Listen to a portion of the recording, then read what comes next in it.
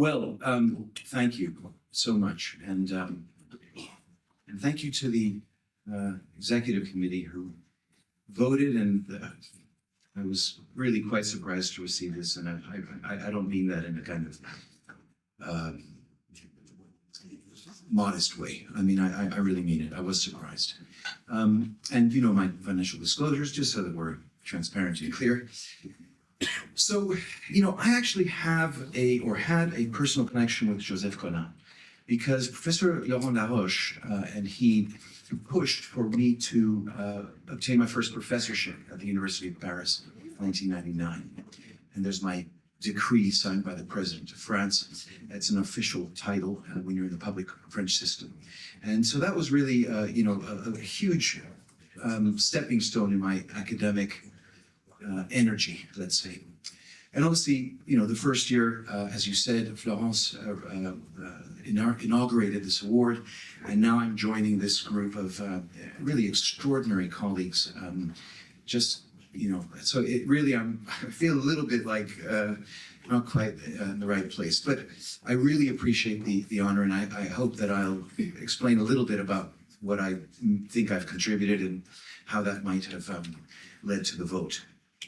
So the two things that I think Joseph Colin contributed massively were, and I was in the audience at the ISRS when he published this paper on clear lens exchange in patients with -10 and above who couldn't do LASIK.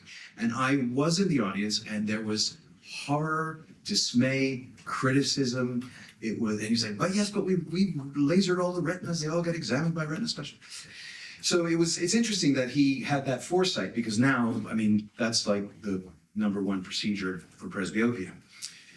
And of course, no one can forget the Wonder Bra procedure, which is what he called it, to lift and support the cone of keratoconus with rings.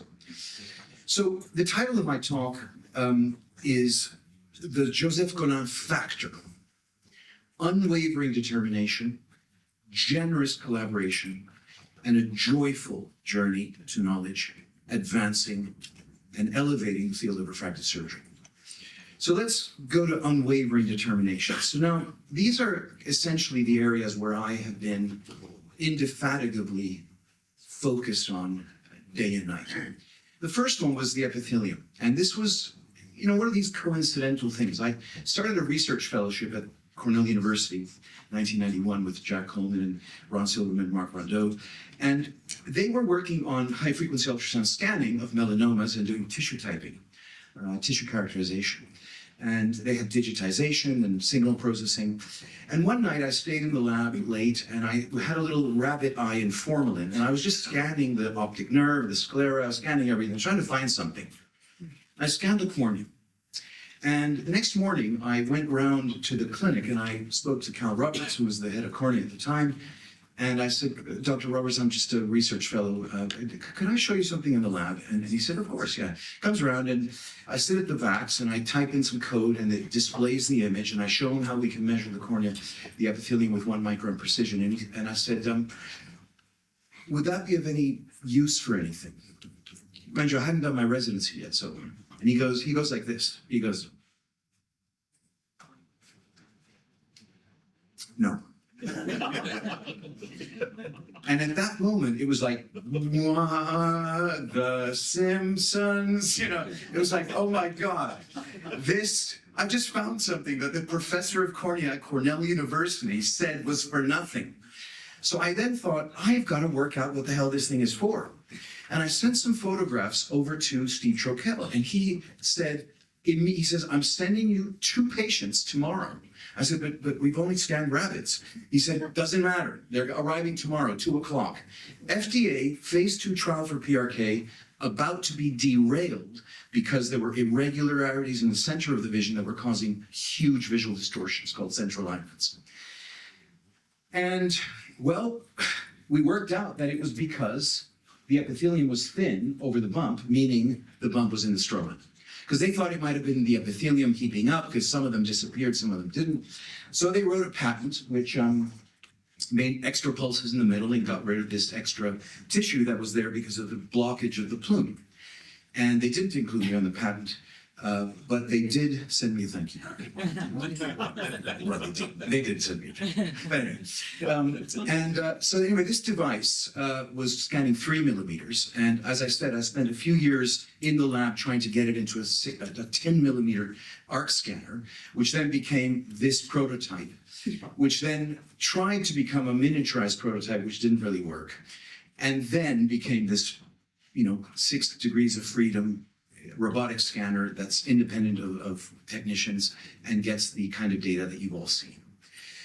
And one of the applications, obviously, in the epithelium was using the fact that the epithelium changes whenever you change the stromal surface, and so therefore in keratoconus. And I was showing this at the ASCRS in 2010, showing that you could have totally normal corneas by topography with central focal thinning of the epithelium surrounded by thicker donuts.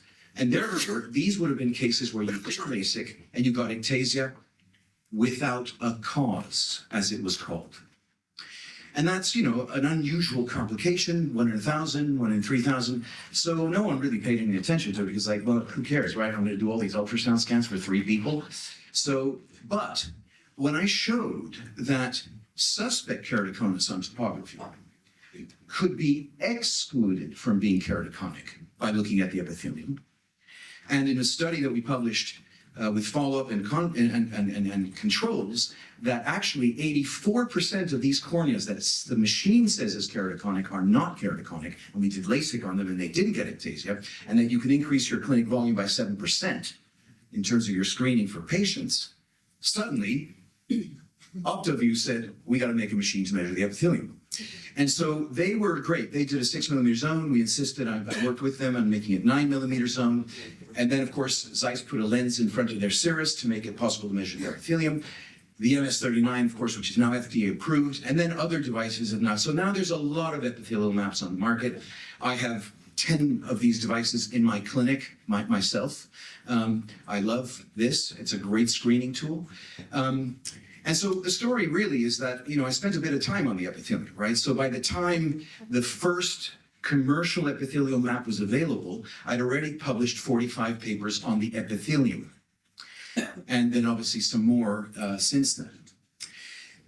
One of the earliest things that we noticed about the epithelium was the law of compensation. In other words, if there is irregular astigmatism, there is irregular epithelium, meaning that if an eye presents with irregular topography, by definition, the epithelium has reached its maximum compensatory function. And that's why it's still irregular, because obviously if it had regularized it completely, then the topography would be regular. So you can't have irregular astigmatism without irregular epithelium. And I coined these rules of epithelial healing, which I first presented to the AAO in a keynote lecture at the ISRS, about how the epithelium behaves. And so obviously I spent a lot of time on epithelium, and I have a lot of good friends amongst you, and I know you all say that I'm therefore very shallow, that I spent all this time just on the epithelium. But nevertheless, we now know that epithelium is a critical component of detecting keratoconus early, and as Renato has pointed out, from topographic score indices to biomechanical indices to epithelium, and obviously having everything in one machine, we now have a much better way of picking out keratoconus when it is equivocal. Let's move on to another area, which is complication repair. And this is my slide from 1999, where I would say, well, Röntgen in 1895, 100 years before, would have been showing this picture of his wife's hand, saying, look, orthopedic surgeons, you can actually see what you're doing. They would all be saying, we don't need that. We just feel the bone and we know how it is. And so, many years of ignoring the epithelium, but looking at cross-sectional imaging of complications turns out to be helpful. And we published some early papers, 99, 2000. And here's an example of a 50-year-old NASA engineer who came to me from Florida, having had multiple procedures, and his topography looked okay, and his aberrations weren't terrible. But when you looked at the scan, you saw that the epithelium was thick ring, thin ring, thick ring, thin ring, and the epithelium has a different refractive index from the stroma, so it's like an array lens of epithelium sitting on the stroma. And he described waxy vision. So transepithelial PTK, which is done through these simulations that we developed, totally smooths out the stromal surface, smooths out the epithelium, right? And regularizes topography, increases the contrast to normal levels, And you can see on a stromal difference map that the rings of stroma have been removed by the transepithelial PTK. This was published in 2006, one of the first times we demonstrated the power of transepithelial PTK guided by epithelial mapping. We talked about ICL sizing a little bit this morning, so I will belabor the point a little bit longer. I consider ICL safety to be a three-stage process. The first, obviously, is preoperative determination. And, you know, it goes without saying that the ICL is an amazing technology, but if it's oversized or undersized, it's not amazing. Now, I know that there's a hole, and I know there's now a 7-year study showing no cataracts in a few eyes, but they do occur. They do occur even with a hole. So let's be clear. The reason why we can't use models to do the sizing is because the sulcus, let's say the angle, you're all OCT crazy now. The angle can be the same size as the sulcus. The sulcus can be smaller than the angle. The sulcus can be bigger than the angle, and there can be cysts in the way of where you're putting the foot plates.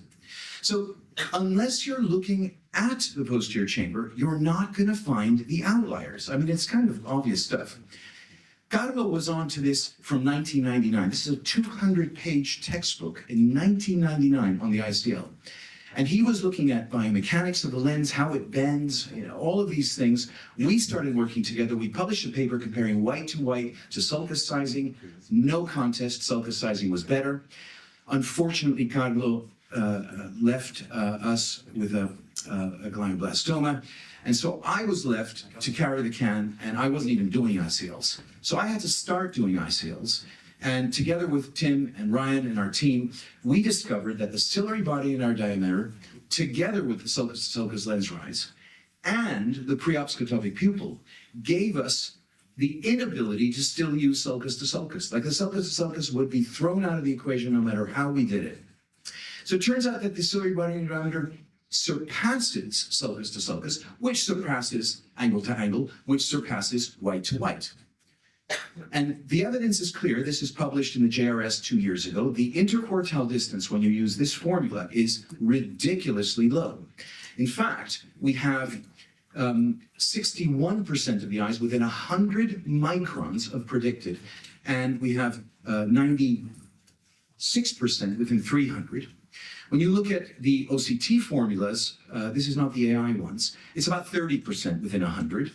And you look at STAR, it's about 17% within 100. So the OCT is better than the white to white, but it's on a different magnitude to measuring directly where the lens is going to go. Now, of course, AI powered is definitely better than white to white. And so we really should be having like a mass migration over into OCT like that, because this white to white gives you such a scatter that by using OCT, which is, let's call it the pewter chalice, if you then reduce the scatter, well, then you're going to get better results. The problem is you expose the outliers. And the outliers are the outliers. You can't find those without looking where it is. You can't find them. You have to actually use ultrasound. So to find the outliers, you have to go behind the iris, and therefore you go from silver, as we said earlier, to gold. Now, the second step of ICL sizing is to look at the intraoperative two-dimensional scanning. It was mentioned already several times that these haptics can end up in different places, and cross-sectional imaging, which is really the fourth dimension when you're doing surgery. 3 dimensions is your eyes, and the fourth is this cross-sectional image. Looking at that can tell you if there's lens tilt, and you can actually push the haptic down and adjust things and get lenses flat again. You can also measure the volt intraoperatively, and my son did this and presented it at the ESCRS last year, Max. We developed a multivariate model that predicts from the intraoperative measurement to within 320 microns, 100% of the eyes at what they will be at 1 month. So now I have a second stage where I can decide if I'm going to make an exchange on the table with the spare lens that I ordered or whether I'm going to leave that in. And I don't have 2 surgeries, I have 1. Patient goes in, has an exchange, and goes out, but it only goes to the OR 1 time. And finally, postoperative monitoring. And the Saldivas have been very clear about this. The closest part to the lens is not necessarily the central vault. And therefore, being able to, with ultrasound, to map the lens separation, that's amazing, right? Finally, presbyond. I'm not going to spend a lot of time on this because I talk about it incessantly, but everyone's like a cornea lens. No, it's three options, not cornea lens. It's multifocality, spherical aberration, or monovision. And any of those three can be done in the cornea or the lens. And so we all know now that EDOF is kind of the one with the least side effects. And we know that the results of LASIK are incredibly accurate and probably never going to be surpassed by IOL calculations, possibly by light adjustable lenses, but not IOL calculations. And there's now 15 publications in the literature on this, including the one from 2 years ago on pilots. So this is pilots who are presbyopic, who have developed a questionnaire for us and shown us that all of the difficulties they were having in a 7-distance generated cockpit designed by non-presbyopic engineers, they get rid of their difficulties by having presbyond. It is also why I think so many surgeons want presbyond, because it maintains stereo acuity. I had presbyond 8 years ago now. I was 53. My eyes are like I'm 20. I was playing the saxophone at Club Med. My vision's 20/10 at distance, J3 at intermediate, J1 at near. My contrast is super high. I have 40 seconds of uncorrected stereo. And, that's me when I was 20, playing the saxophone. I'm not going to tell you who that is. But, see, I can see like when I was 20. Obviously, I don't look like I was 20. I really don't look like when I was 20. But anyway, point being, you mentioned smile. Now, look, I'm not going to take a lot of credit for smile. All of the credit, like 98% of the credit, goes to Jörg Mühlhoff and basically his team and his engineers who plowed through for a few years developing this femto that could cut that accurately. And all I did was come in when the procedure wasn't quite working clinically, and together with other colleagues, we worked out how to make this damn thing work, and we got it to work. And it's a mature procedure. I mean, we've got centration sorted, we've got cyclotorsion sorted, we have low myopia sorted, we have astigmatism control sorted, we have instrumentation sorted, we have a standardized technique for removing lenticles that is, bulletproof unless it's not. And then we have energy settings, and then we have methods of what you do when you have suction loss, and we have what happens if the lenticule's on the cap, and we have all these ways of removing bits of lenticule that they get teared. And we have the differences in post-operative management, like DLK is totally different after SMILE than it is after LASIK, and we know how to enhance it. So it's really a very, very mature procedure. And in fact, as of 2022, the official number is 8 million procedures have already been done. So, okay, so 8 million procedures, and yes, after saying, no, it's terrible, LASIK is better, trans-PRK is better, contour is better, everyone's talking about everything's better than SMILE, and now everyone's doing SMILE. Well, okay, yeah, well, hold on a second. 8 million procedures and a massive amount of clinical work that's gone into making this work. So I think it would be reasonable to send Dirk a thank you card from the other companies. I think that would be reasonable. Going back to Joseph Colin, it's this collaboration thing. And he was a great teacher, and he was a wonderful, warm, lovely guy, nothing like me. And I have had a research team. Tim started with me at that point. And that was me trying to write papers. And then Tim started, and then this thing just took off. And as you said, we've published 216 papers as of now. And that sounds great. And I've got a fantastic team of researchers, optometrists, and medical engineers. So I'm proud of that. But let's be tout est relatif, as the French say. If I look at Jorge Alio, I'm an amoeba. Okay, so I just want to put this into perspective. Okay, I just want to put it into perspective. But Craig Engelfried, who I went to boarding school with when I was 12 in England, an American, he and I started the London Vision Clinic together. And we started with 3 people, and over the years we developed the clinic to 60 people, 1.5 buildings on Harley Street. And we've been extremely lucky, and we've made our luck by working hard. by having a work family and treating everyone well. This is, for example, the trip to Malta that we took the whole clinic to. 1 year we went to Las Vegas, we've been to New York, we've been to Cape Town. We treat our staff like family. And that brings me to my family. And this is the last picture that we have of the whole family in one place, in one room. But obviously, this is what, this is what holds you together when you're working like a maniac all the time. But then we also have to mention our colleagues. And first of all, ACOS, which is, my favorite meeting of the year for sure. And it's run by an incredibly enthusiastic and helpful management team. But also, the colleagues who shape the meeting, who devise the programs, and who make this thing into an exciting, interactive, microphones on everyone's desk event. So thank you very much for your attention, and I really appreciate the award. Thank you.